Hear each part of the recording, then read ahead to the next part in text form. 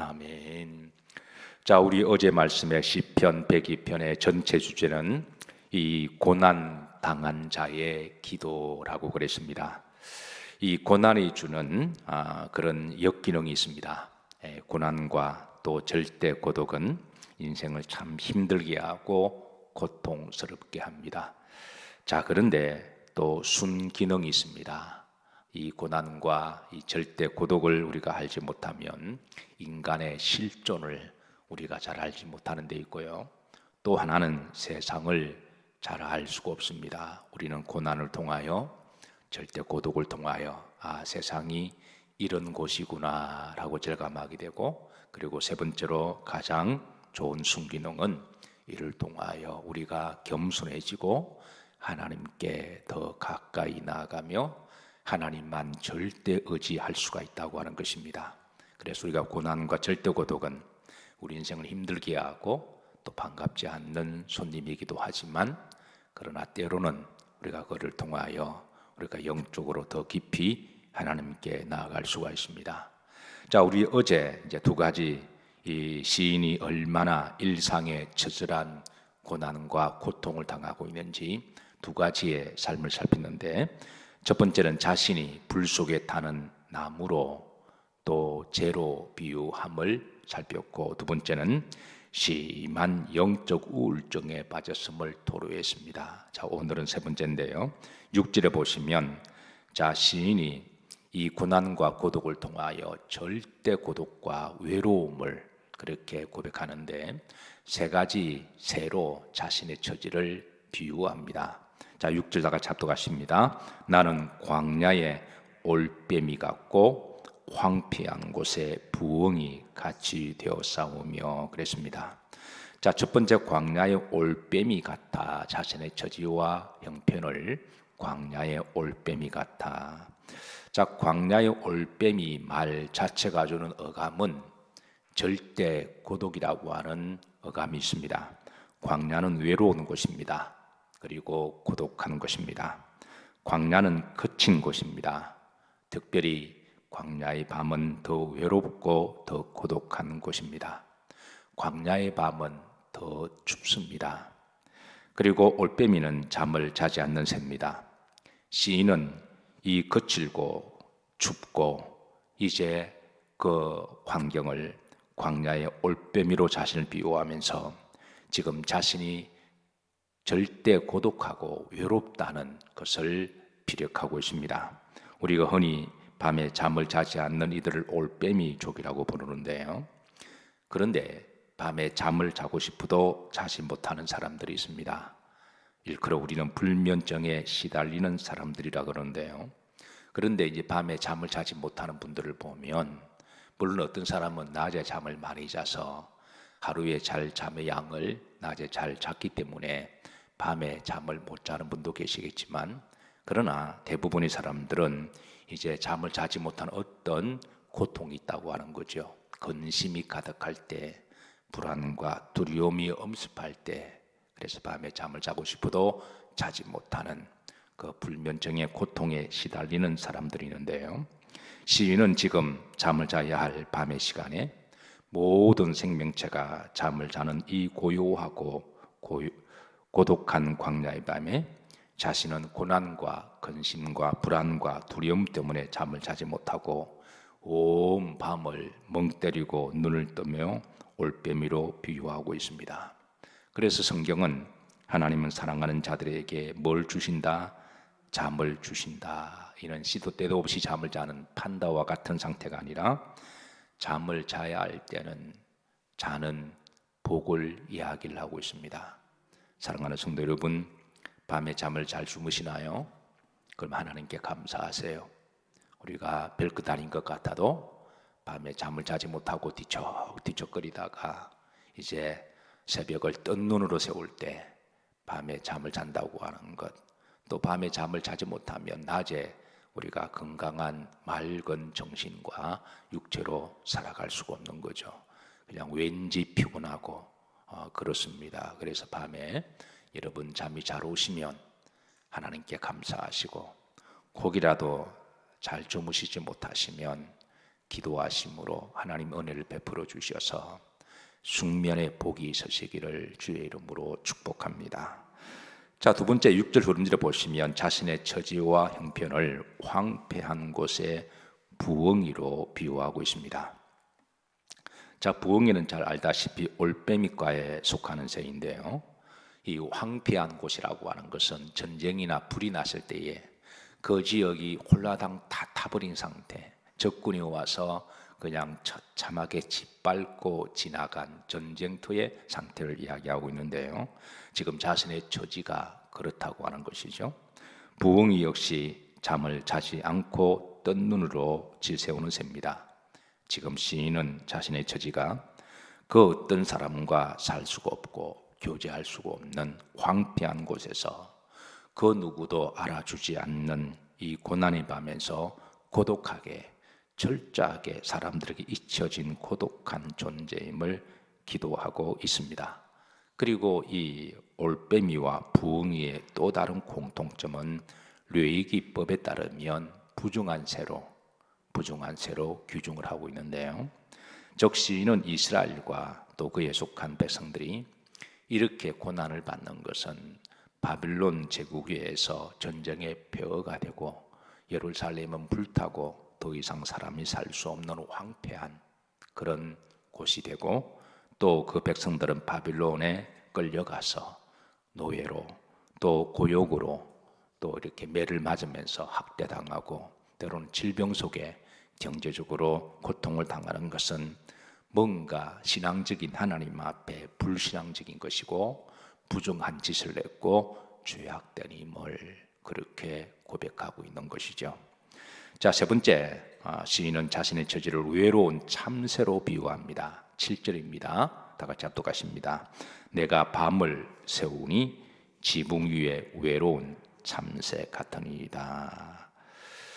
자, 밤새우는 지붕 위의 참새, 이 어감 자체가 참 고독한 고난의 밤을 지내고 있음에 대한 자신의 처지를 피력하고 있습니다.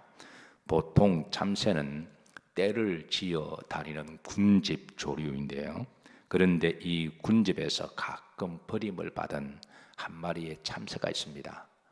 그 무리에서 이탈되어, 그래서 그 무리를 찾지 못하고 합류하지 못하고 혼자서 떠돌아다니는 우리가 참새를 바라볼 때 그 한 마리의 참새가 지붕 위에 비 맞고 처량하게 이렇게 앉아서 짹짹 우는 모습을 보면 특별히 더 외롭고 그리고 고독하게 보이는데, 지금 시인은 자신의 처지를 그렇게 비유하고 있습니다. 그리고 참새는 새 중에 가장 작고 힘이 없는 연약한 새로 히브리인들은 그렇게 비유하는데요, 참새는 다른 새들보다 어떤 무기나 방어 능력이 없습니다. 가령 독수리나 어떤 이렇게 이제 그 솔개 같은 경우는 뭐 불이라도 있거나 그리고 손톱이 좀 강하거나 좀 힘이 있거나 좀 이렇게 날쌔기도 한데 참새는 아무런 무기가 없습니다. 그리고 히브리인들에게 있어서 참새는 귀하지 않는 것, 가치가 없는 것, 별로 쓸모가 없이 여기는 것을 참새로 그렇게 비유했는데요, 주님께서도 마태복음 10장 29절에 보면 그 참새의 가치가 그 정도 어느 정도 거래되는지 그렇게 시세를 알려주고 있습니다. 29절에 보시면 참새 두 마리가 한 어디에 팔리지 않느냐? 아스리에 오네. 그러니까 그 당 시장에 가면 이제 참새를 이제 주로 팔고 사고 하는데 그 두 마리가 한 아사리온에 그렇게 팔리고 거래된다고 하는 것이죠. 그러면 이제 한 아사리온은 어느 정도의 가치가 되느냐? 우리나라 돈으로 환산해 보면 대략 5천 원 정도, 그 정도의 가치가 돼요. 그러니까 또 사람들이 왜 참새를 사는지 알 수가 없지만 어쨌든 이제 그 참새를 살 때에 그렇게 연약하고 힘없고 쓸데없는, 잡아봐야 고기도 뭐 별로 뭐 날개 뜨고 털 뽑고 나면 어린 병아리만큼이나 먹을 것이 없는 그 참새를, 그것을 5천원에 두 마리를 그렇게 보잘것없는 가치 없는 것으로 그렇게 여기는데요, 지금 시인은 이 자신의 처지가 그렇다는 거예요. 어떤 무리에서 이탈되고 아무리 힘도 없고, 그리고 누구도 자신을 도와줄 사람도 없고, 살아갈 힘도 없고, 강하지도 않고, 그리고 병들고 이 고난의 이 시간 속에서 자신은 한 마리의 참새 같은, 지붕 위에 있는 참새와 같은 그런 처짐을 그렇게 기도하는데요. 그런데 이런 참새에도 소망이 있습니다. 이런 참새에도 희망이 있습니다. 바로 주께서 마태복음 10장 29절을 보시면, 자, 그 어떤 사람도 귀하게 여기지 아니하고 아무리 힘도 없고 연약한 이 참새 한 마리 같은 그런 사람도, 후렴절을 보시면, 그러나, 따라서 하십니다. 그러나 너희 아버지께서 허락하지 아니하시면 그 하나도 땅에 떨어지지 아니하리라. 그러나 누가 있다는 거예요? 너희 아버지 하나님이 계시다라는 거예요. 바로 여기에 참새의 소망이 있습니다. 시인은 비록 자신은 사람들에게 철저하게 버려지고 지금 고난과 질병 속에 절대 고독을 느끼며 아픔 속에 외롭게 힘없게 우는 참새와 같지만, 그러나 시인에게는 누가 있다? 나의 아버지 하나님이 계신다. 이것이 바로 시인의 희망입니다. 그래서 비록 우리가 인간은 고난을 통해서 우리가 절대 고독을 알지 못하면 정말 우리가 인간의 실존을 우리가 알 수가 없어요. 인간이 한없이 교만해지고요. 그리고 이 고난과 이 고독을 통해 우리가 세상이 또 어떤 곳인지, 참 세상은 광야와 같이 거친 곳이고 때로는 무서운 곳이며 때로는 도적들과 뱀들이 가득한 곳임을 우리가 처절하게 깨닫게 되고, 그를 통하여 우리가 더 하나님께 나아갈 수가 있다고 하는 점에 대해서 우리가 고난은 때로는 하나님은 그거를 통하여 복음의 통로가 되게 하시고 또 우리 인생을 더 깊이 알게 하시고 더 기도하게 하시고 더 하나님께 나아가게 하기도 하십니다. 자, 시인은 이제 이 고난의 시간을 통하여 하나님께서 자신을 돌보아 주실 것을 그렇게 소망을 가지고 기도하고 있습니다. 실존주의 철학자 게르케고르는 고독은 죽음에 이르는 병이다라고 철학적 진단을 합니다. 고독은 그는 한 발 더 나아가서 자기 상실에 고통을 준다라고 풀이하는데요. 자기 상실은 곧 자기 자아를 잊어버린다고 하는 것에 있죠.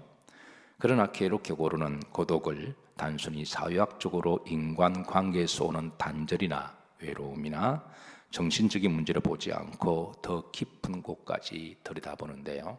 그것은 바로 영적인 곳까지 들어가며 그 대답을 바로 영적인 곳에서 답을 찾습니다. 즉 절대 고독은 자기 상실, 자기 자아를 잃어버리게 하고, 이 자아 상실은 결국은 하나님으로부터 분리가 될 때, 하나님으로부터 단절될 때 본질을, 자기 자아를 상실하게 된다라고 진단을 하죠. 그리고 이 영적인 자아를 상실하게 되면 이 그 빈 공간을 사람은 본능적으로 다른 것을 채우려고 그러는데, 그 다른 곳에 인간의 또 다른 욕망을 채우게 되면 그 욕망은 자신의 육적인 자아 속에 채워질수록 더 외롭고 더 고독하고 더 허무하고 더 절망하게 만든다라고 그렇게 진단합니다. 결국 자아 상실의 해결은 하나님을 다시 만날 때 이 빈 공간에 하나님의 성령이 들어오셔서 이것을 채워주실 때에 비로소 자기 상실을, 자아를 다시 회복하고 그리고 그 공간을 채워줄 수가 있기 때문에 이 절대 죽음에 이르는 고독과 외로움은 하나님을 만날 때에만 해결된다라고 해답을 제시하고 있습니다. 자, 오늘 시인의 위대한 점은 그가 세상의 고난과 또 고통과 절대 고독과 외로움을 경험하면서 그는 이 문제를 이제 하나님께 가지고 나아갑니다. 그리고 마침내 그는 이 문제를 이제 때가 되어서 답을 찾습니다. 우리도 인생을 살아가다 보면 내가 원ton 원치 않던 때로는 고난을 만나기도 하고요. 그리고 모든 사람들이 내가 힘들고 어려울 때 다 떠나서 나를 한 마리 참새와 같이 그렇게 여기기도 하겠지만, 그러나 우리가 그런 과정을 통하여 우리가 더욱더 하나님께 나아가고 하나님께 소망을 둔다면 우리는 더 위대하고 복된 것을 얻을 수 있는 줄로 믿으시길 바랍니다. 특별히 성금요일은 우리가 십자가를 한 번 더 바라보는 날이기도 하죠. 그 십자가에서 이미 주님은 이 모든 것을 다 경험하신 거예요. 인간의 고통과 또 세상의 저주, 그리고 질병, 아픔, 이 모든 걸 십자가에서 다 대가를 지불하시고, 그리고 그곳에서 우리들에게 구원을 주셨습니다. 그곳에서 이제 부활을 선포하셨던 이 주님의 위대하고 놀라운 이 십자가의 신비와 복음이 다시 한번 우리 가운데 한 번 더 들여다보시고, 또 십자가만을 사랑하시며 또 그 흔적이 우리 가운데 있으시기를 주의 이름으로 축복합니다.